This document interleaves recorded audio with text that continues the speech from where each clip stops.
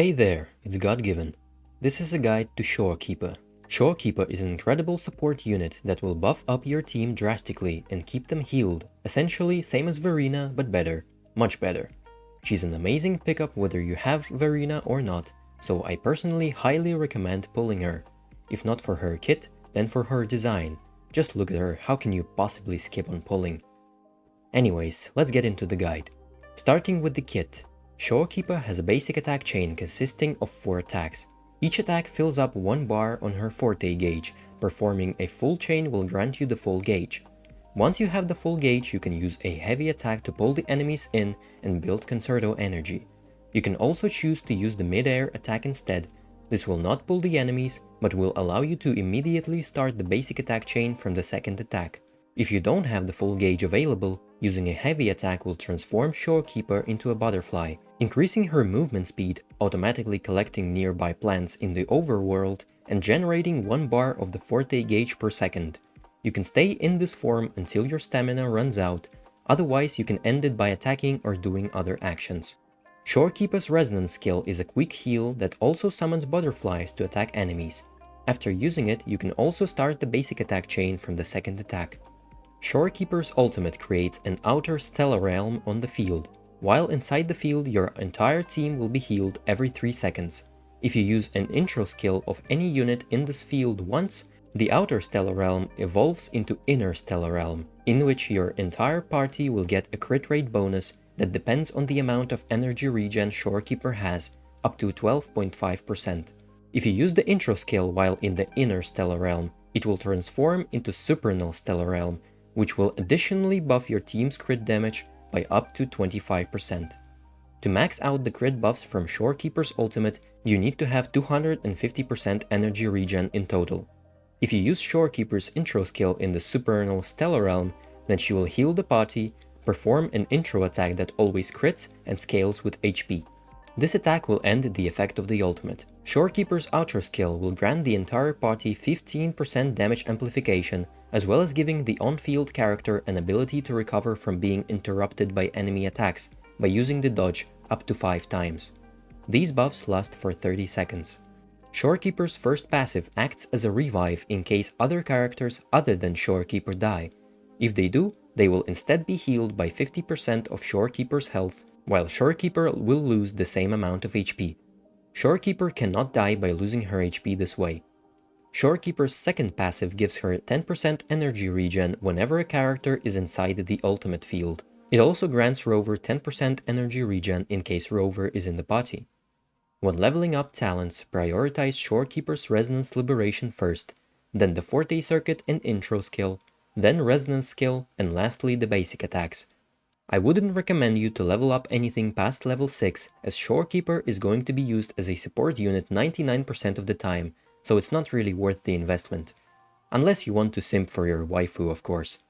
That's it for the kit. I should also mention that some actions in Shorekeeper's kit, like basic attacks, resonance skill, and the regular intro skill, will summon little butterflies that attack the enemies, but they're pretty useless as they scale with attack, not HP, which you will prioritize when building Shorekeeper. Speaking of that, let's get into Shorekeeper's build. For the weapon choices, the best option is Shorekeeper's signature Stellar Symphony. After that comes the 4-star rectifiers with energy regen substat, Variation and Rectifier 25. Variation being a bit better because it grants concerto energy. If you have none of the weapons mentioned prior, then Rectifier of Voyager is a solid 3-star option. Since Shorekeeper is a support unit, pulling for a signature weapon is not really worth it. She doesn't need the high base attack of a 5-star weapon, and the only upside to it is that it grants you more energy regen than the other options. Even with not fully leveled 4-star weapons, you can meet the 250% energy regen requirements for Shorekeeper's old buffs, so I wouldn't recommend you to pull for the signature unless you're a whale or you want to simp.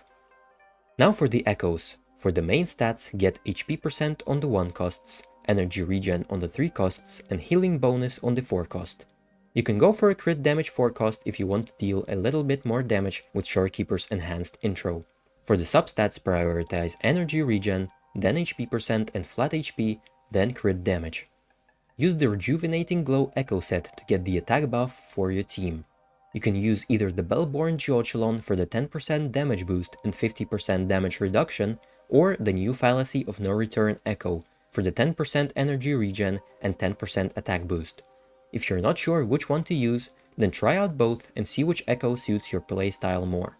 You should go for a 4-3-3-1-1 setup to get as much energy regen as possible from the 3 cost echoes. Yummers. Last thing to note when building Shorekeeper, since she gains 10% energy regen with her second passive, you only need to get 240% energy regen in your build to fully utilize the buffs from her ult. The Fallacy of No Return also gives 10% energy regen, so the requirement drops by another 10% if you want to use this echo. That's it for the build. Now for the rotations and game plan. Your main objective while playing Shorekeeper is to gain Concerto energy, use the ultimate, go through your sub DPS and main DPS rotations, triggering intro skills to upgrade Shorekeeper's ultimate field and gain buffs from it. To gain full Concerto energy as Shorekeeper against a single enemy, doing the basic attack chain into charged attack combo twice, using resonance skill and using ult is enough to give you the full Concerto energy bar. You may even skip a few basics and a charge attack if you dodge enemy attacks, as dodges also grant Concerto energy. Then you switch to your sub DPS, do their rotation, use their outro skill on the main DPS, then do the main DPS rotation. Finish it up with the main DPS switching to Shorekeeper to trigger her enhanced intro skill and repeat the process.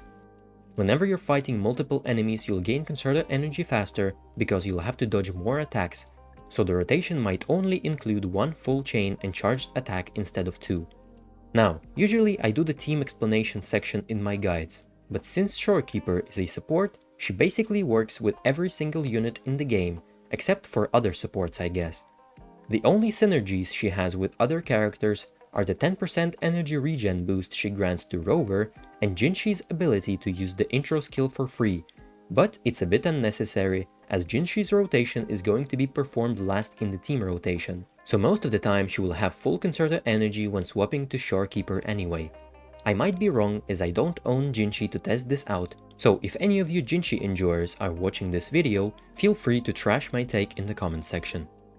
So yeah, just use Shorekeeper with your favorite teams and the teams will perform.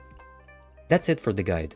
Thank you guys for watching the video. If you enjoyed it, then leave a like and sub. Maybe say something in the comment section. It brings me a lot of joy to communicate with you. See you in the next one.